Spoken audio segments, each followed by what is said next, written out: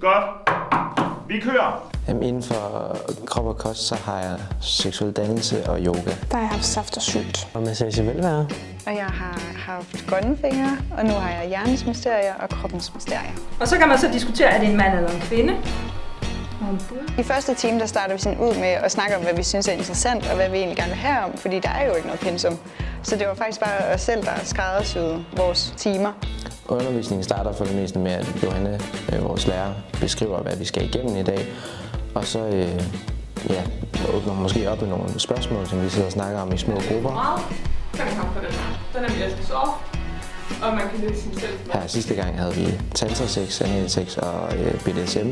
Så kunne man ligesom vælge, hvad man gerne vil lære om. Så var vi ude og læse lidt om det, og så tilbage i nye grupper, hvor man så fortalte hinanden om det, man havde lært. Du vil ikke filme det her. Altså saft og sylt har jo meget med grønne fingre at gøre på den måde, at det ligesom er sådan en cyklus. Så det grønne fingre på sidste semester har groet og lavet, det er så det, vi bruger nu.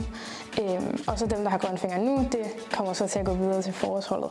Og så sidder vi og læser hinandens dagbøger til hinanden. Så hyggeligt. Og så får vi lov til at bruge det hele. Vi har virkelig ribbet alle jordbærne dernede til alle mulige slag. Vi har puttet jordbær i alting. Der er man henne i Emmas køkken og Erlings have. Vi har det saft og sylt, grønne fingre herinde, og klimakost bruger det. De er jo et stort fag, eller langt fag, så de har det hele torsdag middag der og spiser herinde. Og lidt lort. Den er lavet det her. Forsøget er, nu får I hver et glas vand.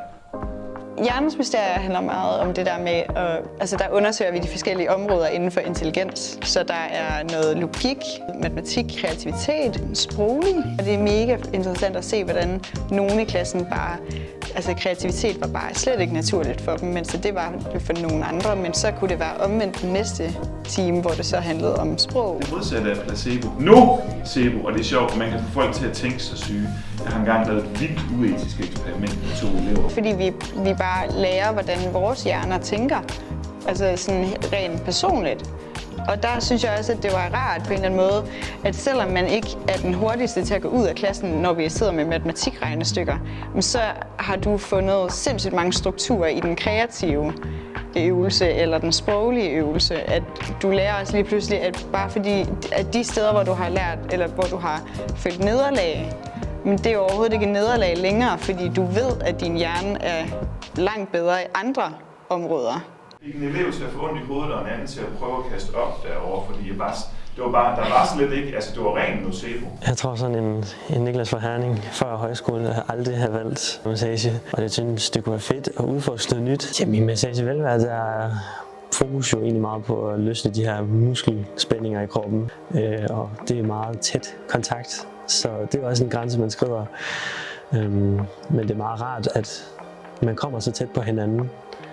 Og det gør man nok ikke normalt, vil jeg i hvert fald sige. Jeg synes, jeg har haft en rigtig god underviser, som har været meget engageret og har været meget sjov og underholdende, men hvor man også har lært rigtig meget. Det går I med jeres venstre hånd. Jeg valgte yoga, fordi at fagpræsentationen var så god i den første uge. Jeg tænkte, at jeg skulle have nogle forskellige sportsfag, og yoga var ikke lige en af dem, jeg tænkte. Men det var en god mulighed for at få mig rørt på en helt anden måde, end jeg har prøvet før. Nu havde vi det en gang om ugen, og jeg kunne da nok godt have brugt det 2 gange om ugen, hvis det var.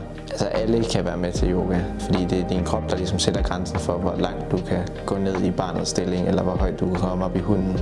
Og hvis du nu ikke kan holde til at være der i 1 minut, så er du der i 45 sekunder i stedet for. Der er ikke nogen, som klandrer dig for at gå ned lidt før, for det er for din egen skyld, du er der. Du er også altid alle timer af med afspænding og bare slapper helt af til noget stille og rolig musik.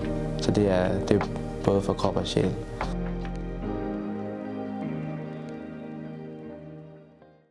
Jeg var kommet ind med ukrudt. Ja. Så jeg har virkelig været glad for det.